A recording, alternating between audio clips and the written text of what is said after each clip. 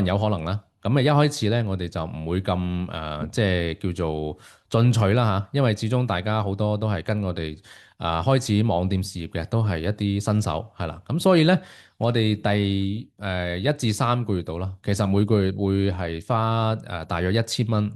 到2000蚊港幣度啦，作為一個開始嘅一個 budget，就係我哋要做廣告去揾客嘅。OK，咁然之後咧，我哋就要遵從一個黃金比例。就係我哋每抌1蚊廣告出去，我哋要起碼收翻3蚊翻嚟，我哋先至叫做一個健康嘅一個回報啦。咁你如果話達唔到呢個效果咁點咧？咁我哋通常會建議學生就係即刻去停一停廣告先。咁然之後我哋會同佢做一個 review，係啦，我哋要睇下檢討下，到底係個產品本身有問題啊，市場個認受性係咪即係不足啊，定係還是係嗰個產品定價係定得唔好啊？定係還是係網站本身可能有啲